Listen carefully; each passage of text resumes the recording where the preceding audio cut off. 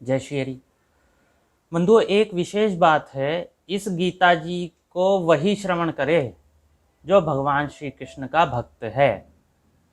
जिसकी भगवान में श्रद्धा नहीं है, जिसकी शास्त्रों में श्रद्धा नहीं है, वो इसका कदापि श्रवण ना करे। आपको पहले ही कह दिया है। तो ये कथा, ये गीता जी का संपूर्ण जो भी मैं आपको सुना रहा हूँ, ये भगवान के भक्तों के लिए, भगवान के सेवकों के लिए।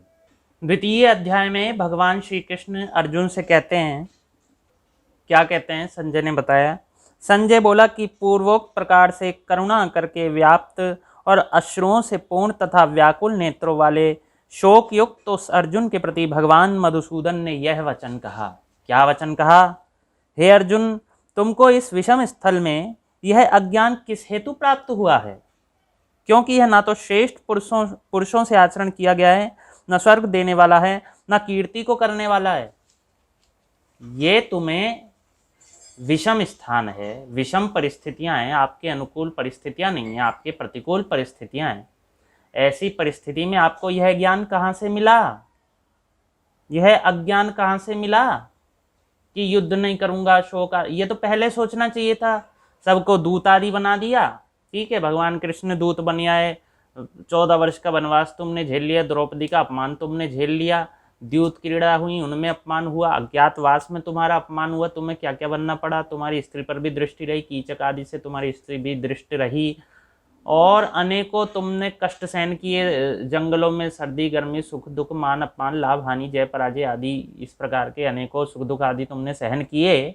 और अब इतना सब कुछ होने के बाद, वर्षों की इतनी तुम्हारी तपस्या हो गई, सारे हमने उपाय कर लिए थे युद्ध रोकने के लिए, अब तुम युद्ध भूमि में यहाँ खड़े होके तुम ऐसा कह रहे हो कि मैं युद्ध नहीं करूंगा। भगवान के कहने का तात्पर्य है, ऐसी पर इस समय क्यों कहा तुमने ऐसा? किससे प्राप्त हुआ यह ज्ञान तुमको? जब धर्म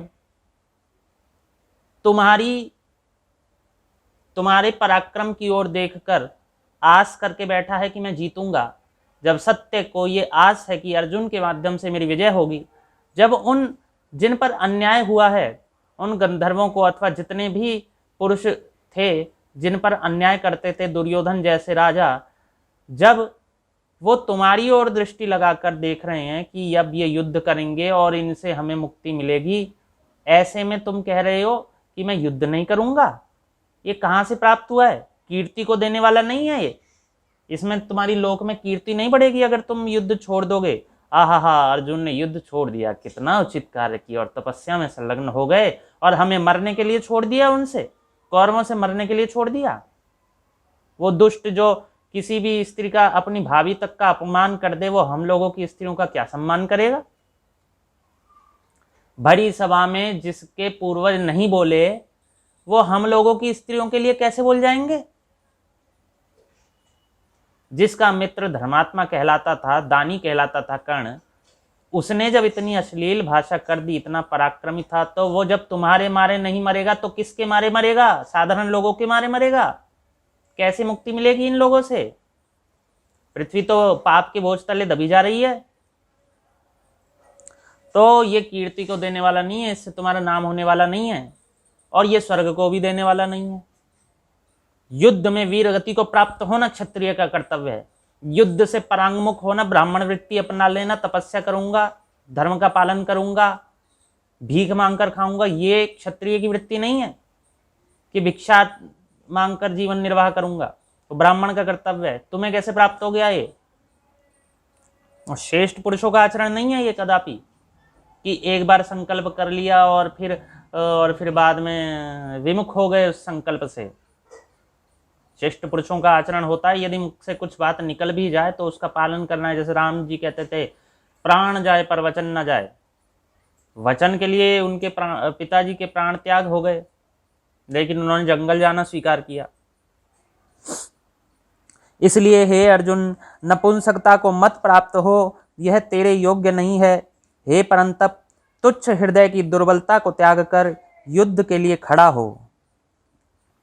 इसलिए नपुंसक मत बन, तुम्हारे योग्य नहीं है। तुम्हारा नाम नपुंसकता के लिए प्रसिद्ध नहीं है जगत में कि नपुंसक अर्जुन था। नपुंसकता को मत प्राप्त हो, इसलिए तुम्हारा नाम प्रसिद्ध नहीं है। तुम तो शूरवीर हो, तुमने तो इंद्र तक से युद्ध किया है, तुमने तो अनेकों राक्षसों का वध किया है, निवातक वचों का वध किया है, इसलिए तुम नपुंसकता को मत प्राप्त हो, तुम्हारे योग्य नहीं है। हे परंतप, तुच्छ हृदय की दुर्बलता को त्याग कर युद्ध के लिए खड़ा हो। हृदय की दुर्बलता को त्यागो और युद्ध के लिए खड़े हो। तब अर्जुन बोला कि हे मधुसूदन, मैं रणभूमि में भीष्म पितामह और द्रोणाचार्य के प्रति किस प्रकार बाणों करके युद्ध करूंगा, क्योंकि हे अरुसूदन, वे दोनों ही पूजनीय हैं। इसलिए इन महानुभाव गुरुजनों को न मारकर इस लोक में भिक्षा का अन्न भी भोगना कल्याणकारक समझता हूँ, क्योंकि गुरुजनों को मारकर भी इस लोक में रुधिर से सने हुए अर्थ और कामरूप भोग को ही तो भोगूंगा। यहाँ कह रहा है भिक्षा का अन्न मांगना उत्कृष्ट समझता हूँ। क्यों? इन लोगों का वध करके कामरूप भोगी तो मुझे भोगने हैं, इन लोगों का वध करना है और फिर इस पृथ्वी का पालन करना है मुझे, इस पृथ्वी के भोग भोगने हैं मुझे। और हम लोग यह भी नहीं जानते कि हमारे लिए क्या करना श्रेष्ठ है, अथवा यह भी नहीं जानते कि हम जीतेंगे व हमको वे जीतेंगे। और जिनको हम मारकर जीना भी नहीं चाहते, वे ही धृतराष्ट्र के पुत्र हमारे सामने खड़े हैं। इनको मारकर हम जीना नहीं चाहते, हमें बहुत दुख होगा, अब वो हमारे सामने खड़े हैं।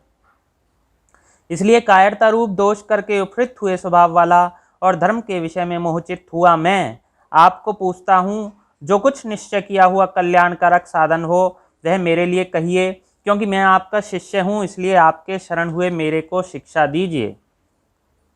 वो कहते हैं कायर, भगवान ने अर्जुन को कहा कि ये तो कायरतापूर्ण आचरण है, नपुंसकता को तुम प्राप्त हो रहे हो, तुच्छ हृदय की दुर्बलता को तुम प्राप्त हो रहे हो। तो अर्जुन ने स्वीकार किया है कि ये कायरता रूप स्वभाव हाँ मेरे में आ गया है अभी, और धर्म के विषय में क्या धर्म है क्या धर्म है मैं मोहग्रस्त हो रहा हूँ, मैं निर्णय नहीं कर पा रहा हूँ। तो इसलिए हमारे कल्याण का क्या साधन है मेरे लिए कहिए, क्योंकि मैं आपका शिष्य हूँ, इसलिए आपकी शरण आए हुए मेरे को शिक्षा दीजिए। अच्छा, अर्जुन जानते हैं कि जब तक भगवान से नहीं कहूँगा कि हे प्रभु मेरे लिए करने योग्य क्या धर्म अधर्म है मुझे नहीं पता, या भगवान से ये नहीं कहूँगा मैं आपकी शरण में हूँ, अब आप ही मेरा उद्धार कीजिए, कल्याणकारक साधन बताइए, तो वो बिना बताए कैसे, बिना कहे कैसे बताते? आप अपने आप में अपने को ज्ञानी बन रहे हो, भगवान क्यों बताएंगे फिर आपको? तब अर्जुन ने इसलिए ऐसा कहा। फिर कहा, क्योंकि भूमि में निष्कंटक धन धान्य संपन्न राज्य को कोई कांटा नहीं है, भूमि में निष्कंटक कोई कांटा नहीं रहेगा हमारे पास, ऐसे धन धान्य संपन्न राज्य को और देवताओं के स्वामी पने को प्राप्त होकर भी मैं उस उपाय को नहीं देखता हूँ जो मेरी इंद्रियों के सुखाने वाले शोक को दूर कर सके।